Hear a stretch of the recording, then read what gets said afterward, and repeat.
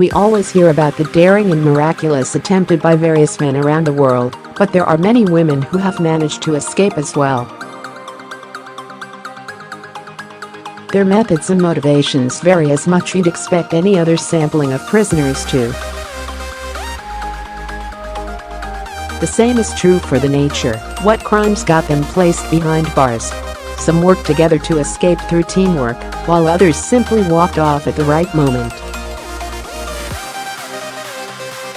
Some fled from abuse by guards, others escaped to protect loved ones, and some just wanted out. Here are the top 10 women to make their own way out of prison.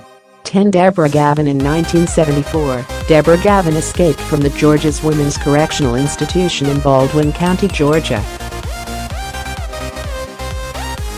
Gavin was serving time after being convicted for armed robbery. She had successfully escaped the prison multiple times, but was always quickly recaptured, until this time. After escaping, she moved to Frankston, Texas, where she married, had 2 children, and worked as a nurse. She was going by the name Deborah Murphy. 33 years after leaving, the authorities found out where she was living and arrested her. Gavin claimed that she fled the prison because inmates were being sexually harassed and raped by the guards.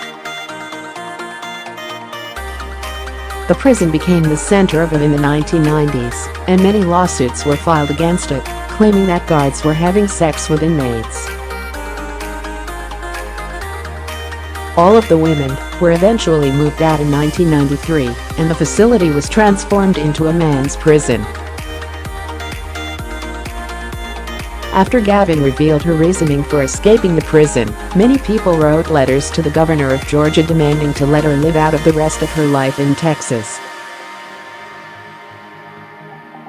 Many people even wrote to the governor of Texas, asking him to help prevent the extradition of Gavin.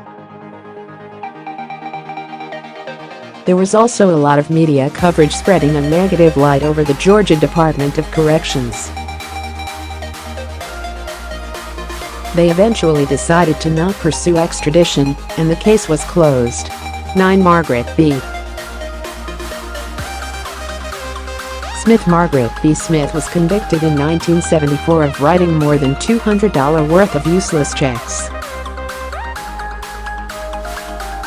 She was sentenced to 4 years at the Correctional Institution for Women in Raleigh, North Carolina, but would serve the last few months in the Robeson County halfway house before escaping. She claimed that a visit by her 7-year-old daughter brought news, and she had to break out to protect her family. She still hasn't revealed what her daughter said that made her leave the halfway house. After escaping, she briefly moved to Florida and went by the name Margrethe alias. She later returned to Fayetteville to be with her family.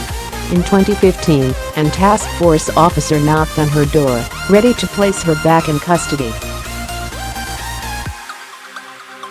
Her capture was a result of a joint effort by the FBI and North Carolina's Department of Public Safety to locate and return prison escapees from the state. 8. Squeaky Fromme. Lynette. Squeaky Fromme was one of most trusted associates and was a member of his family. Manson and his family were famously arrested for multiple murders in 1969, but Fromme was not present at the murder scenes and avoided being arrested. She supported Manson during his trials, though, and she camped outside of the courthouse where they were held. He would soon be convicted and was constantly being moved from prison to prison, and she would move to each town with him in order to be near him. In 1975, she pulled a loaded pistol on President Gerald Ford in Sacramento. She was convicted of and was sentenced to life in prison. In 1987, she successfully escaped a West Virginia prison in an attempt to meet up with Charles Manson after hearing he had been diagnosed with cancer. she would eventually be captured, and she remained in prison until 2009, when she was released after being granted parole. 7. The Niantic Five. In 1984, 5 women managed to escape the Niantic Correctional Institution in Connecticut. The women managed to squeeze between the steel bars of a window in a maximum security section of the prison. This was the only state prison for women, and it featured an open campus style with no fences around the perimeter. The women magically escaped despite the fact that the bars on the window were spaced only 19. 7 centimeters, 7.7 in, apart and were 38 centimeters, 15 in, high, covering the entire window. The prison didn't realize that the women were until bed check was performed that night, which was about an hour after the women were last seen. Their escape was short-lived though, with 2 of the women being caught the day after escaping and 1 more captured 2 days after. The 4th suspect was caught just over a week from escaping, and the last of the women finally turned herself into 10 days after walking away from the prison.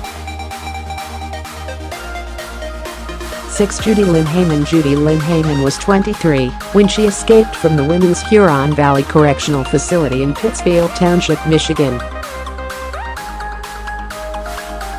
She was about halfway through a 16-month to 2-year prison sentence when she escaped in 1977. She was in prison for attempting to steal women's from a Detroit area store. Police in San Diego. Heyman 37 years later, after Michigan police tipped off the department in San Diego. She had changed her name in 1983 and was now known as Jamie Lewis. She sat in a San Diego jail while awaiting extradition to Michigan, where local authorities wanted her to complete her sentence for larceny. Heyman fought her extradition, and her lawyer claimed that her client surrendered to authorities in 1982. Court documents proved that she was telling the truth, and the judge sentenced her to time served, meaning that she's a free woman. 5. Samantha Lopez. Samantha Lopez was serving a 50-year prison sentence for aiding and abetting a Georgia. She was doing her time at a federal correctional institution in Dublin, California, which is where she would fall in love with Ronald McIntosh. The former Army helicopter pilot was in prison for wire fraud and was due to be released the following year. They met each other while working in the business office of the federal prison. In 1986, McIntosh escaped during an unsupervised transfer to another California facility. He returned to the prison 8 days later with a hijacked and escaped with Samantha Lopez. They successfully remained on the run for only 10 days, though.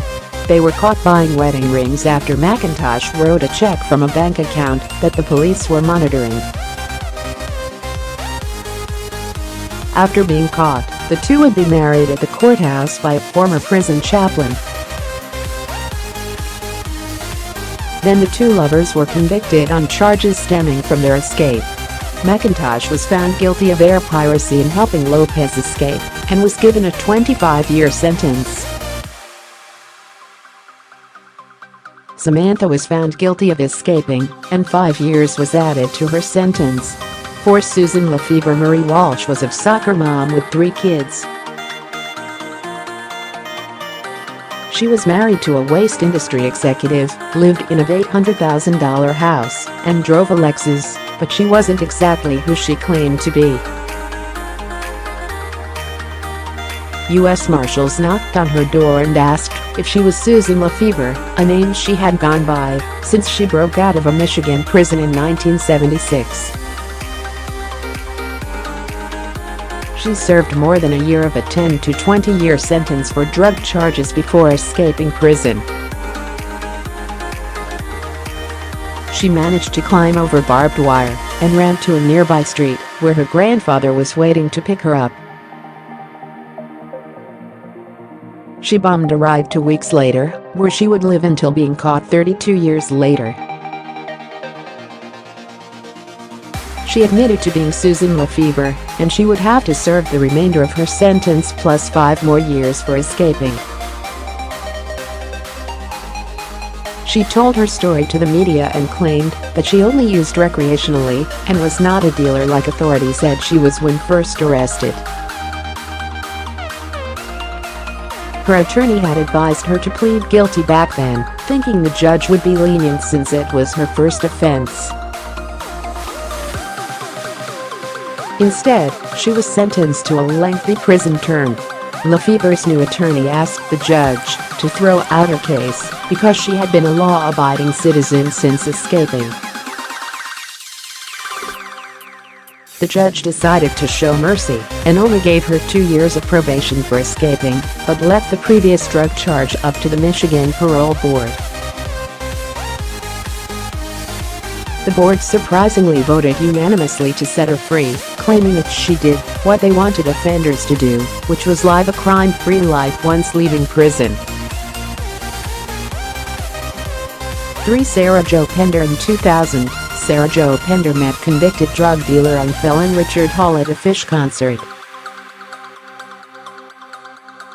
They would soon begin dating and started sharing a house in Indianapolis with Andrew Cataldi and Tricia Nordman.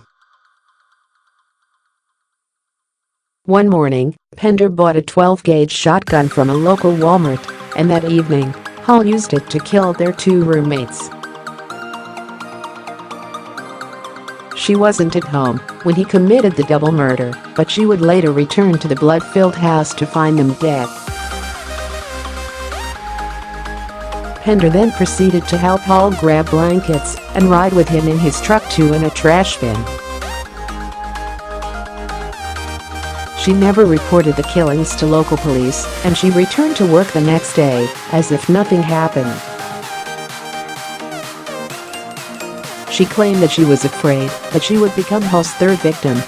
Hall was arrested a couple of days later in the connection to and Pender would be arrested the following day. Almost a year after their arrests, evidence started pointing toward Pender as the mastermind of this double murder, indicating that she manipulated Hall into killing their roommates. The deputy prosecutor in her case labeled her as the female Charles Manson, and she would be sentenced to 110 years in prison. In 2008, Pender managed to escape from Rockville Correctional Facility with the help of correctional officer Scott Spitler and former cellmate Jamie Long.